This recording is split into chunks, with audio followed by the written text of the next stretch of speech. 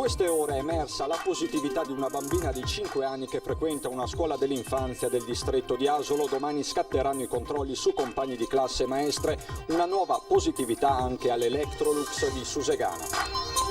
Per evitare quarantene di massa, l'ULSS 2 è pronta a entrare in classe con squadre di pronto intervento per effettuare tamponi su tutti gli alunni. Benazzi si appella ai genitori, serve autorizzazione preventiva.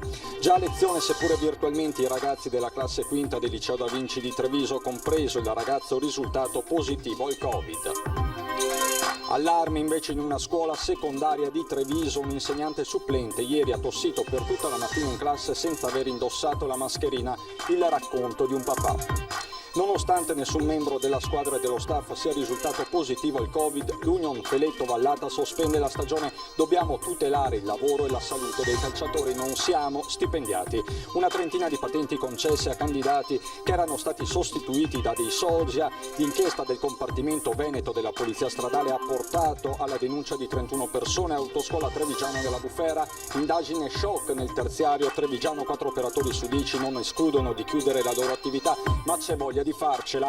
Presentata oggi a Conegliano, un mese esatto dal via, la 14ª tappa a cronometro del Giro d'Italia Conegliano-Valdobbiadene, in programma il prossimo 17 ottobre. Grandi l'attesa e le speranze.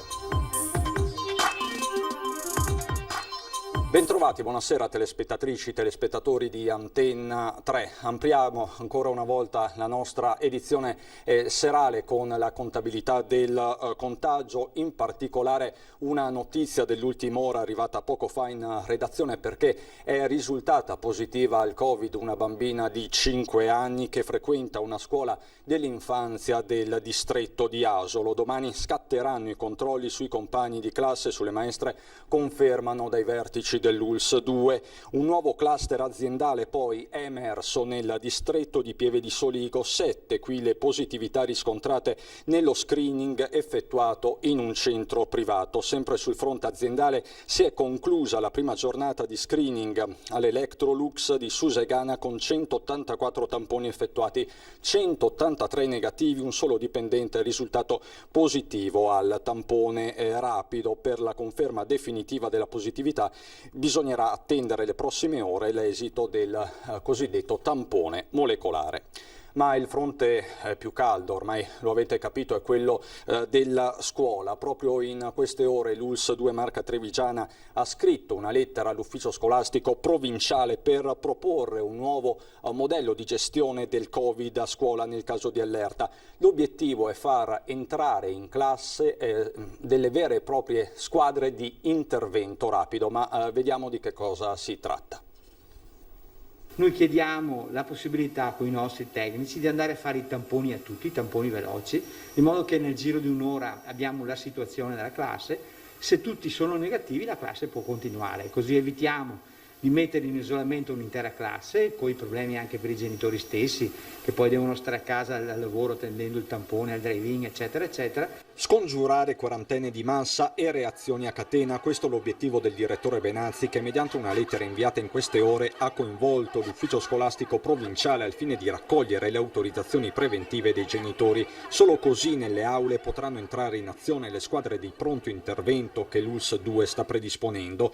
Nel caso di uno studente con sintomatologia sospetta, quindi si andrebbe a procedere immediatamente con tamponi a risposta rapida su tutta la classe, e questo in loco, senza mandare a casa nessuno. Noi riteniamo insomma che i bambini abbiano il diritto di stare in classe, gli insegnanti di fare il loro mestiere e i genitori di non avere preoccupazioni se il figlio è negativo. Da qui l'appello di Benazzi ai genitori per concedere l'autorizzazione preventiva in vista di un autunno che si profila giorno dopo giorno sempre più complicato. Io chiedo veramente ai genitori: guardate, voi conoscete ormai il tampone e il dottor Rigoli fa vedere spesso e volentieri, non è invasivo, non dà problemi, i nostri sono bravissimi, per cui state tranquilli, è solo un modo per evitare, ovviamente, come è successo al Da Vinci e alla Materna, di chiudere una classe. Restano aperti tutti gli altri fronti, compresi quelli nelle aziende, mentre lo screening è in corso sui dipendenti Electrolux. Buone notizie arrivano dalla Trevali di Vazzola, dove ormai c'è una sola positività su 400 test. C'è poi la questione dei drive-in. In una mattina al Cafoncello si sono presentati in 480, mentre si sta pianificando il trasferimento per questioni logistiche alla dogana. Stesso copione a Castelfranco, dove un privato ha messo a disposizione un capannone ad Altivole, andando così a decongestionare le code all'ospedale, e spazi saranno acquisiti sempre grazie alla concessione di un privato anche nell'area del distretto di Conegliano. Stiamo organizzando il sistema in modo tale da far aspettare meno le persone. E la prima classe a finire in quarantena è una quinta del liceo Da Vinci di Treviso, dove per oggi si è tenuta ugualmente lezione, ovviamente online. Sono ragazzi quasi adulti ormai che hanno capito quella che è la situazione, non li hanno visti nel panico, li hanno visti comunque seguire le lezioni. A lezione online c'era anche il ragazzo che è risultato positivo, quindi ha seguito le lezioni anche lui, c'era tutta la classe già oggi. Non hanno perso nemmeno un giorno di lezione i ragazzi della quinta del liceo scientifico Leonardo da Vinci, in isolamento dopo che un loro compagno è risultato positivo al coronavirus. Nel gergo tecnico per tutti e 19 è scattato l'isolamento particolare. L'isolamento particolare, così è definito nel documento che l'USL ci ha mandato, prevede che i ragazzi rimangano a casa con una serie di prescrizioni di carattere igienico-sanitario, ma non che vengano messi in isolamento i loro genitori, i fratelli e nemmeno i docenti. L'isolamento ha coinvolto anche le maestre invece all'asilo parrocchiale di San Michele di Piave nel comune di Cimadolmo, dove è risultata infetta una bambina di 3 anni. Tornando al Da Vinci, il rientro a scuola avverrà solo quando ci sarà il via libera dell'ULSS 2. Nel frattempo il dirigente scolastico chiede di evitare la caccia all'untore. Quello che mi preoccupa sono diverse cose. La prima è che non passi il messaggio che una classe in quarantena significhi bollare qualcuno o un'intera classe come possibile fonte di chissà quale contagio. Cioè il contagio ci può essere, sì ci può essere e lo sappiamo, però le norme di sicurezza stiamo cercando di rispettarle il più possibile, abbiamo un protocollo interno, ci sono le normative superiori e di conseguenza quelle le stiamo applicando. Ma dal mondo della scuola trevigiano arriva anche il racconto preoccupato e preoccupante di un papà. Un insegnante supplente per tutta l'ora di lezione si è appoggiata al banco di Giulia, tossendo continuamente, spesso senza dispositivi di sicurezza, quindi senza la mascherina, addirittura con dei colpi di tosse che diventavano sempre più insistenti. A raccontare quanto accaduto nella classe di una scuola secondaria di Treviso un papà. La ragazza ci ha spiegato il genitore ad un certo punto ha chiesto di andare in bagno per allontanarsi. Gli studenti al termine della lezione hanno deciso di raccontare quanto accaduto a 2 insegnanti della scuola. Sono stati informati subito 2 insegnanti, i quali hanno riportato la notizia al preside. Non solo, una volta terminate le lezioni, quando sono tornati a casa hanno parlato con i genitori che si sono subito mossi. Noi abbiamo chiesto nella PEC inviata ieri sera alla dirigente che vengano effettuati tutti gli accertamenti sanitari, prima di tutto doverosamente sull'insegnante, e abbiamo chiesto garanzie affinché un fatto del genere non si ripeta più. Fino a quel momento, per senso di responsabilità, abbiamo anticipato che nostra figlia resterà a casa. Per ora nessuna risposta dal dirigente scolastico alla famiglia. Mia figlia, continua il papà, rimarrà a casa anche domani fino a quando non avremo una spiegazione. Sembra fra l'altro che l'insegnante fosse in aula anche oggi. Qui si tratta di rispettare delle disposizioni, quindi un protocollo di sicurezza che è pervenuto dal Ministero e che vale per tutti, quindi vale per gli studenti, vale per i genitori, vale per gli insegnanti. La dirigente ha inviato una risposta comunque al rappresentante di classe affermando che la situazione sarà monitorata e saranno adottati i provvedimenti del caso.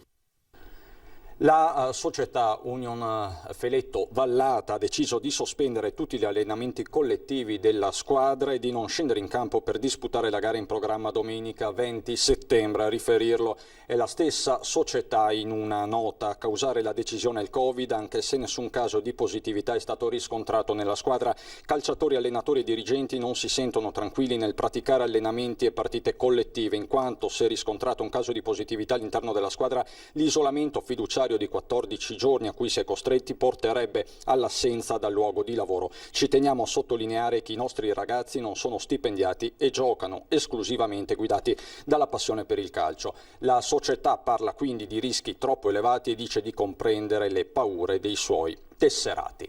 Veniamo adesso alla cronaca. Truccavano gli esami della patente, un'autoscuola trevigiana è finita nella bufera.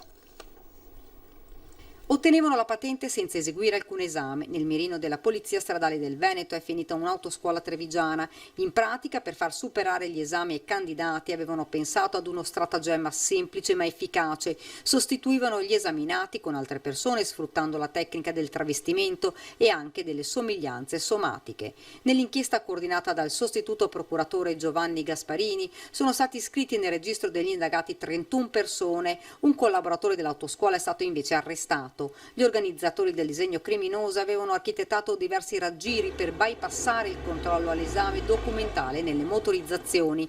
Talvolta rimuovevano le fotografie nei certificati medici e nei documenti d'identità dei concorrenti, applicando quelle del potenziale sostituto, soggetto già munito di patente di guida ed esperto del codice della strada, che si presentava all'esame senza destare sospetti. Medesimo piano anche per l'esame di guida, con abili ed esperti alla conduzione dei veicoli che si recavano alla prova pratica al posto del candidato, travisandosi sino al punto di tagliarsi i capelli o farsi crescere i baffi o indossare parrucche per assomigliare al vero concorrente, traendo quindi in inganno l'esaminatore. I candidati ottenevano così la patente. Si tratta per lo più di giovani stranieri che versavano all'agenzia 2.500 euro. Il collaboratore arrestato era stato scoperto il 5 maggio del 2017, quando presso la motorizzazione di Roma si era sostituito ad un candidato utilizzando documenti falsi. Nella sua abitazione la polizia ha trovato telefoni, schede cellulari, personal computer, stampanti professionali, nonché numerose fotografie del soggetto con parrucche e baffi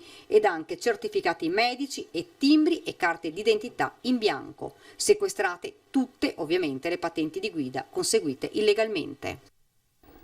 Ancora uno spacciatore in manette, si tratta del sesto arresto in pochi giorni da parte dei militari del nord della compagnia di Treviso. Ieri pomeriggio i carabinieri hanno arrestato un 21enne originario del Burkina Faso. Il giovane, nonostante avesse un lavoro stabile per arrotondare, spacciava marijuana nella zona di via Castellana. Il giovane ha tentato la fuga ma è stato immediatamente bloccato dai militari. Sanità e solidarietà parte da Vazzola, una nuova iniziativa a sostegno proprio della sanità veneta. È partita da una telefonata semplicemente pensare che questa regione del Veneto, primi produttori a livello nazionale, possa saper ritornare qualcosa a questo territorio è fondamentale. Primi produttori di vino in Italia e quindi anche di vinace, che avviate alla distillazione, oltre alle grappe, produrranno anche questo alcol destinato agli ospedali e alle case di riposo della regione. Un'idea semplice quanto funzionale e soprattutto in linea con il periodo delle vendemmie, ma soprattutto un gesto di solidarietà di 23 aziende vitivinicole della marca che oggi hanno simbolicamente consegnato alla Protezione Civile regionale il primo di una nutrita serie di flaconi che verranno distribuiti in tutto il Veneto.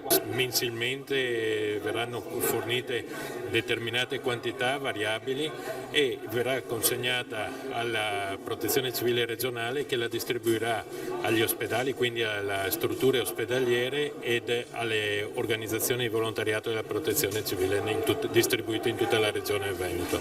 Da notare come l'alcol disinfettante, come le mascherine, qui non si produceva più perché economicamente non conveniente. Produrremo un alcol di altissima qualità, le prime 10.000 bottigliette saranno consegnate entro metà ottobre alla Protezione Civile. Siamo orgogliosi veramente che la viticoltura ma anche la distillazione trevigiana siano state pronte, veloci a soddisfare un'esigenza che è reale. Una produzione a qualità garantita di alcol disinfettante veneto per i veneti, dove a guadagnarci è la solidarietà. Quindi tutti quanti noi viticoltori abbiamo detto ok, distilliamo parte delle nostre vinacce e le dedichiamo assolutamente a questo nobile e nobilissimo progetto. Che è aperto anche a chiunque voglia conferire.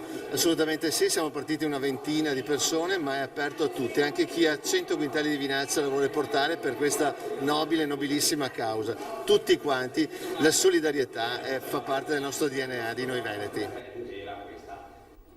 Nel frattempo tra le imprese del commercio trevigiano cresce l'incertezza in tante, ben 4 su 10 non escludono non escludono di chiudere la propria attività da qui a fine anno. Nonostante questo si sta correndo ai ripari.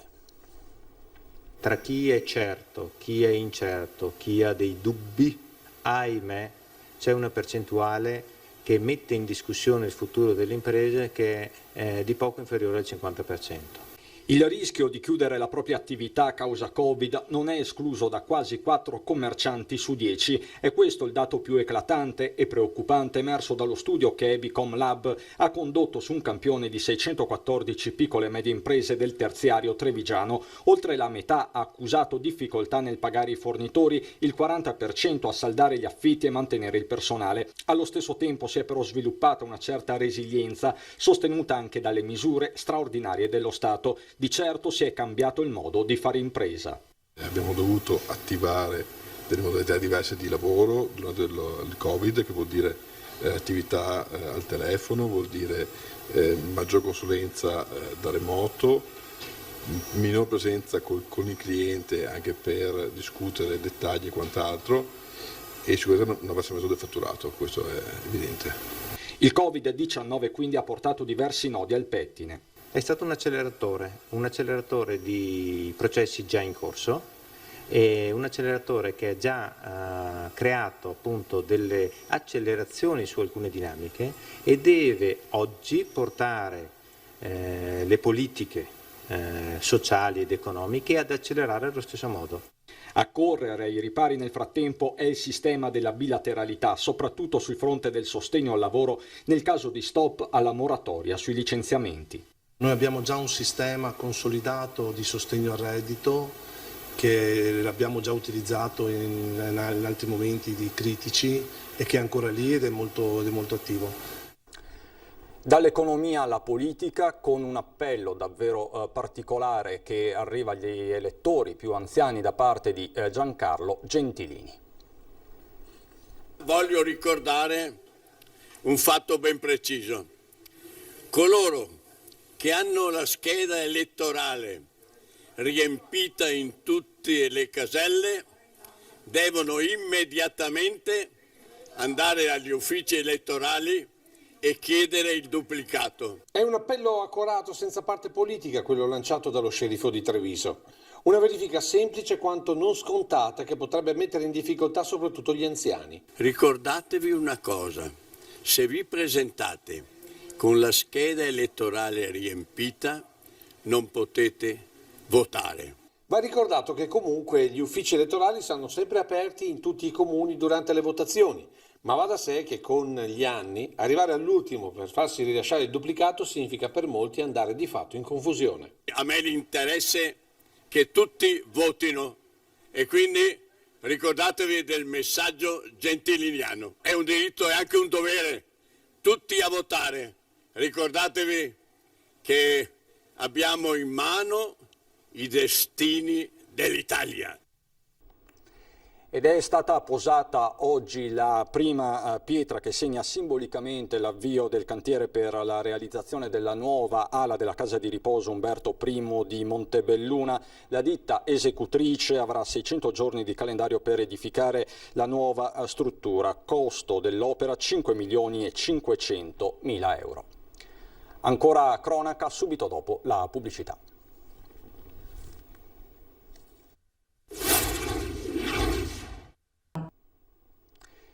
Di nuovo insieme per parlare del Giro d'Italia atteso sulle colline del Prosecco. Questa mattina la presentazione della tappa. Noi abbiamo un grande territorio, abbiamo un patrimonio, abbiamo un prodotto leader a livello mondiale e l'unica cosa che non dobbiamo fare è entrare in baruffe e chioggiotte. L'unica competizione ammessa nel territorio del Prosecco è il Giro d'Italia, che esattamente tra un mese passerà con la 14ª tappa proprio in quella che è stata la prima strada del vino bianco, poi del Prosecco e ora della DOCG. 34 km e 100 metri a cronometro tra Conegliano e Valdobbiadene per quella che è stata denominata proprio la tappa del vino per rendere omaggio ai viticoltori eroici. Una competizione sportiva in un territorio dove mai come in questo tempo è forte la competizione con la DOC. E se tra un mese nella DOCG probabilmente molte cose cambieranno, quello che resterà è il riconoscimento delle colline UNESCO. Il fatto che quest'anno ci sia questo appuntamento e venga identificato come l'appuntamento, la tappa del vino italiano, quindi del Prosecco superiore, è un riconoscimento del valore. Spinge di più, come diciamo così, brand, il Giro d'Italia o il superiore di OCG? Ma diciamo che è una bella volata. Una volata che però la DOCG rischia di subire dalla DOC se non uscirà dalla frattura interna che dura da mesi e che nel pomeriggio di oggi ha vissuto l'ennesima puntata con un impegnativo consiglio di amministrazione lungo quanto l'intero percorso della tappa, che partirà da Conegliano per arrivare a Valdobbiadene dopo essere passato per San Pietro di Feretto, il muro di Cadelpoggio, Pieve, Col San Martino, Guia e San Pietro di Barbozza. Un incredibile volano e un'opportunità di visibilità per le nostre colline patrimonio UNESCO che non potevamo non cogliere. Ecco perché, come già dal sindaco Chiesa, anche dal primo cittadino di Valdobbiadene arriva l'appello sia per la tappa che per il futuro della DOCG. Per certe sfide è fondamentale fare squadra e fare squadra significa lavorare seriamente assieme. A tutto questo si sommeranno anche le regole anti-Covid. Abbiamo chiesto al prefetto di Treviso di fare un tavolo di lavoro, comitato di tappa e prefettura, per cui distanziamento, mascherine eccetera, quindi sarà comunque una festa ma controllata. E c'è un aggiornamento dell'ultima ora perché si è concluso con un nulla di fatto il consiglio di amministrazione di oggi pomeriggio della DOCG Conegliano Valdobbiadene. La riunione era chiamata a discutere sull'assemblea dei soci della settimana scorsa con la relativa decisione di annullare la modifica della ripartizione nella rappresentanza all'interno del direttivo del consorzio. L'annullamento della conquista da parte dei viticoltori di un rappresentante in più ceduto dagli imbottigliatori, in particolare le cantine sociali, aveva sollevato un mare di polemiche e questo CDA era chiamato a chiarire le posizioni, magari con qualche tentativo di riappacificazione tra le due anime del consorzio che rappresenta il vino italiano più venduto al mondo. Riunione quindi aggiornata la prossima settimana, probabilmente per dare tempo ai mediatori di cercare un equilibrio che possa portare serenità in assemblea chiamata ad esprimersi il 1° ottobre su nuovo presidente e nuovo consiglio di amministrazione. Andiamo adesso a Belluno.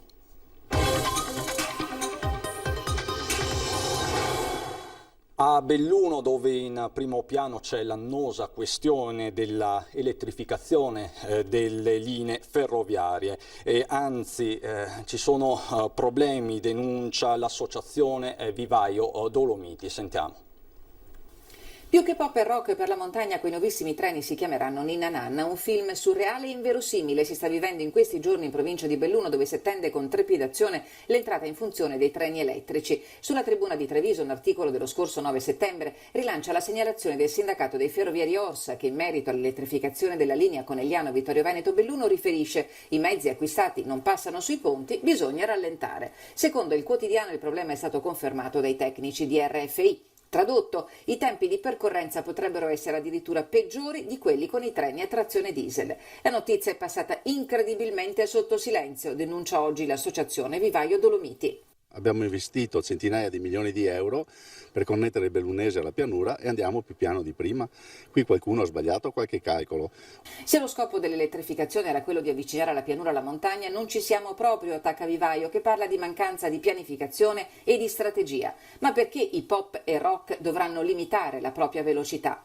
Si dice perché il peso assiale di questi treni, essendo molto più pesanti, sono costretti a rallentare nelle curve e nei ponti che conducono da Conegliano a Ponte delle Alpi, e quindi si rallenterà il tempo di percorrenza rispetto ai vecchi treni a gasolio. Per l'entrata in funzione di nuovi treni atteso il collaudo ufficiale a ottobre, ma fino alla primavera prossima i convogli funzioneranno ancora a trazione diesel. Stamani, durante l'incontro con i giornalisti, Vivaio Dolomiti non ha usato mezzi termini. Dobbiamo sempre accontentarci del peggio, delle briciole, perché nessuno è in grado di capire che la montagna ha bisogno di strategie diverse. Chiediamo semplicemente che venga pianificato quando si fa un'opera, che si pianifichi facendo dei costi-benefici, degli studi tecnici appropriati, perché non possiamo continuare a buttare via soldi per delle opere che alla fine si rendono assurde e non portano nessun beneficio per il nostro territorio. Intanto per l'anello Belluno-Treviso bisognerà attendere il 2024. Per l'elettrificazione della tratta Ponte nelle Alpi-Calalzo, escluso che questa arriverà prima delle Olimpiadi, perché non ci sono né stanziamenti né progetti. Fervono i preparativi dei commercianti del Consorzio Belluno Centro per la 35esima edizione dell'Extempore di scultura su legno che avrà luogo dal 3 all'8 novembre.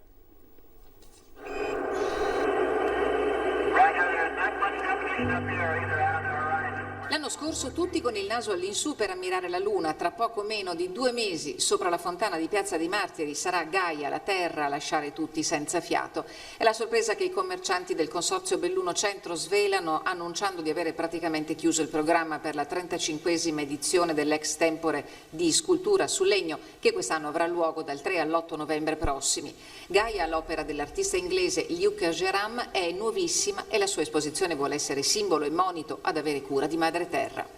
Riusciamo ad appendere anche Gaia, sarà comunque una bellissima atmosfera. Perché mettiamo la terra? Perché leghiamo un po' tutto il discorso alla terra, al fatto che dobbiamo prenderci cura, al fatto che anche gli scultori avranno questo tema di avere cura e sarà un'occasione per osservarla da vicino. Il simposio di scultura, che cade come ogni anno a ridosso di San Martino, patrono di Belluno e della diocesi, porterà in centro i migliori artisti pronti a cesellare i profumatissimi tronchi di cirmolo e ad animare le vie e le piazze del centro cittadino.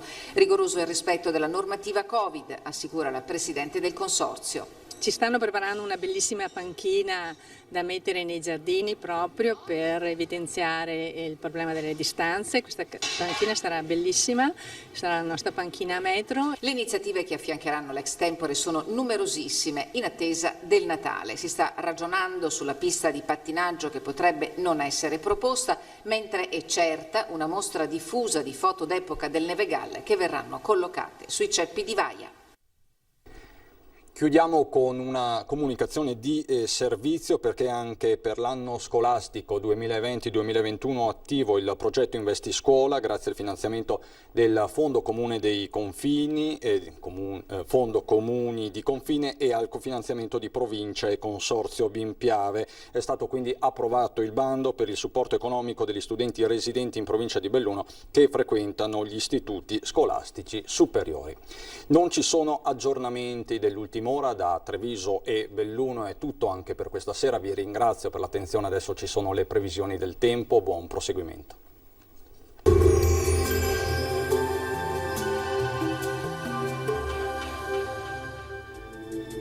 Benvenuti al meteo. Alta pressione ancora ben presente sull'Italia, bel tempo al nord-est. Il dettaglio di venerdì 18 settembre. Sul Veneto soleggiato, cielo in pianura sereno velato, in montagna prevalentemente poco nuvoloso con significativi spazi di sereno. Non sono attese precipitazioni degne di nota, sarà infatti asciutto e stabile. Temperature minime tra 14 e 19 gradi, valori massimi invece tra i 25 e i 30 gradi all'incirca. Stessa situazione poi anche sul Friuli Venezia Giulia, poche novità con sole su tutti i settori e cielo sereno o localmente poco nuvoloso. Temperature minime fino a 16 gradi, massime sui 26-28 all'incirca. Infine uno sguardo al Trentino Alto Adige, tanto sole anche qui al mattino, col passare delle ore qualche addensamento ma senza ulteriori conseguenze. Temperature minime sui 15-16 gradi, massime fino a 28 gradi. Dal meteo per ora è tutto, io vi auguro un buon proseguimento in compagnia di Antenna 3.